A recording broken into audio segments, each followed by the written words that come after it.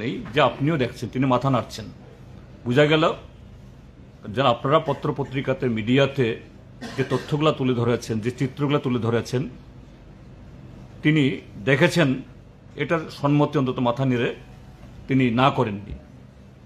তো বুঝতে পারছেন তাহলে রাজ্যে অবাধ নির্বাচন সুষ্ঠুভাবে হবে না। সেই 2019 সালটাই পুনরাবৃত্তি হবে, আরেকটা কলঙ্কিত অধ্যায় রচিত হবে, তার সাথে বর্তমান কমিশনের নামও জুড়ে যাবে। নিশ্চয়ই এটা বাঞ্ছনীয় না। তো সেই জায়গাতে আমরা সুনির্দিষ্টভাবে 4টা দাবি আমরা রেখেছি। এই দাবিগুলি হলো যে এই যে সিচুয়েশন, এই যে পরিস্থিতি, আর মাত্র 3 দিন বাকি নমিনেশন পেপার জমা দেওয়ার। এখনো যদি অবস্থা হয় অর্ধেক নমিনেশন পেপার এখনো জমা দেওয়া হয়নি। কোনো ব্লকে তো বিরোধীরা ঢুকতেই পারে না এখনো, যেমন বামুটিয়া, জিরানিয়া, ওল্ড আগরতলা, কল্যাণপুর, এখনো ঢুকতেই পারেনি। ঢুকলি নমিনেশন পেপার আনতে গিয়েই হামলা হয়ে যাচ্ছে মোহনপুর।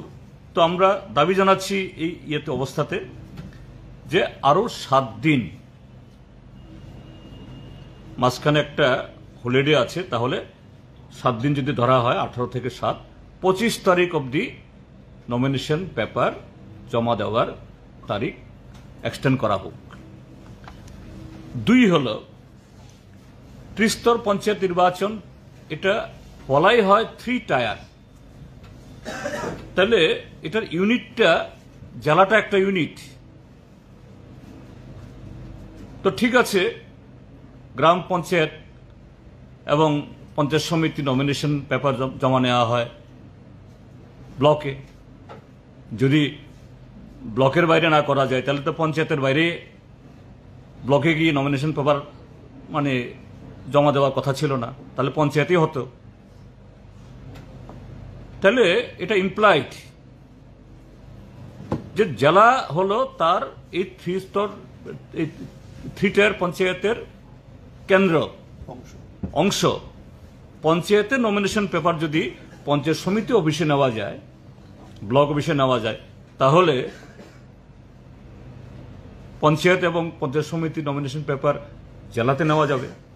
আর জেলার শাসক তিনি হলেন ডিস্ট্রিক্ট ইলেকশন অফিসার এই পঞ্চায়েত নির্বাচনের জন্য। এবং পঞ্চায়েত আইনে এটা কোনো ধরনের কনফ্লিক্ট হওয়ার কথা না। কমিশনও এতে কোনো অমত তিনি বা কোনো রকম বলেননি। তো আমরা বলছি ঠিক আছে, পঞ্চায়েত সমিতি অফিসে বা ব্লকে নমিনেশন পেপারের জন্য রিসিভ করার জন্য আছে, থাকুক। এডিশনাল একটা কাউন্টার যেন প্রত্যেক জেলাতে করা হয়, 8টা জেলাতেই করা হয়।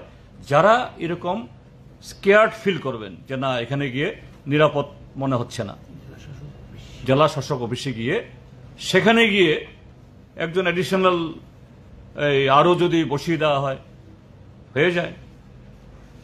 তারপর আমরা বলেছি যে এই যে যেমন গতকাল যে 2টো ব্লকে আমি গেছি,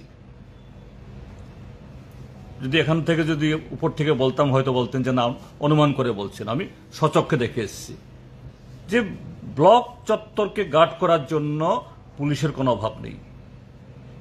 নানা রঙের পুলিশ, টিএসআর আছে, স্টেট পুলিশ আছে, সিআরপিএফ আছে, আসাম রাইফেলসও আছে। তাহলে পুলিশের তো অভাব নেই। কিন্তু কোথায়? ব্লক চত্বরকে পাহারা দেওয়ার জন্য। কিন্তু যে ব্লকে গিয়ে নমিনেশন পেপার জমা দেবে তারা সেখানে পৌঁছতেই পারলেন না, 1.5 কিলোমিটার 2 কিলোমিটার দূরে আক্রান্ত হয়ে যাচ্ছেন। তাহলে সেখানে এটাকে সুরক্ষিত রাখার মানে কি?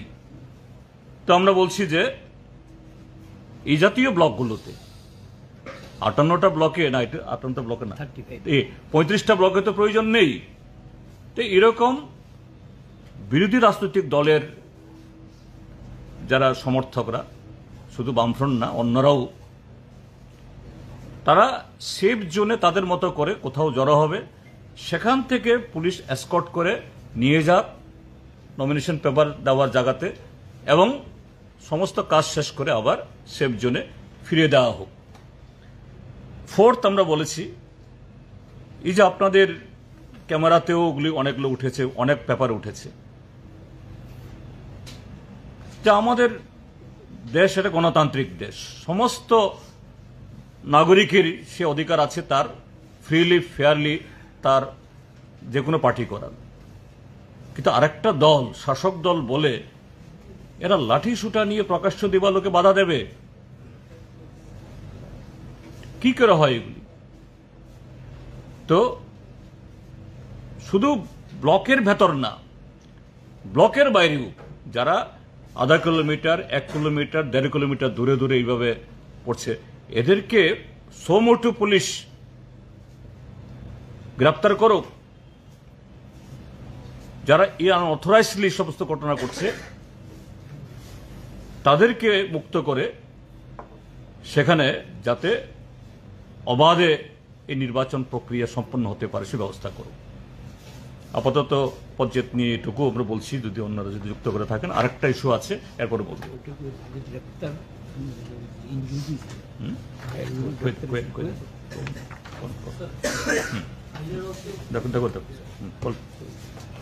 এমনিতে সবটা আলোচনা হয়েছে, উনি সবটা বলেছেন।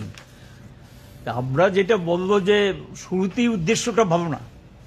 অনলাইন তো এটা ক্যাবিনেট তো 1 ঘন্টার নোটিশই বসা যায়, এটা করে দিতে পারতেন, কিন্তু করলেন না। তাহলে পরিষ্কার যে এখানে সবাই ভোটে অংশ নিক, রাজনৈতিক দলগুলো এটা তারা চান না, যেটা আমাদের সেক্রেটারি ব্যাখ্যা করে আপনাদেরকে বললেন। এখন কালকে যে ইনজুর্ড হলো, সিরিয়াস মৃত্যুর সঙ্গে লড়াই করছে, একটা আসামি অ্যারেস্ট হয়েছে বলে আমার জানা নেই। তো এগুলো তো সব পুলিশের সামনে এবং পুলিশের জ্ঞাতসারি হয়েছে। কেন একটা আসামি গ্রেপ্তার হবে না? কেন তাদের বিরুদ্ধে ব্যবস্থা নেওয়া হবে না? মানুষের প্রাণঘাতী হামলা করছে, বাড়িঘর পুড়িয়ে দিচ্ছে, এবং বেশ কয়েকটা কিন্তু বাড়িঘর পুড়িয়ে দেওয়ার ঘটনা সংঘটিত হয়ে গেছে। ভোট এখনো পুরোপুরি শুরু হয়নি, বাড়িঘর আগুন দিয়ে দিচ্ছে। এবং শুনছিলেন সালমাকে কিভাবে কালকে নমিনেশন দাখিল করেছে, রাত্র থেকেই উইথড্র ডেট হলো 22, শুরু হয়েছে এখন থেকেই। তো ভোটটাকে টোটালি প্রহসনও করে শাসক দলের সারা দেশে একটা শিক্ষা পেয়েছে। এর থেকে তো শাসক দলের একটা শিক্ষা নেওয়া উচিত ছিল।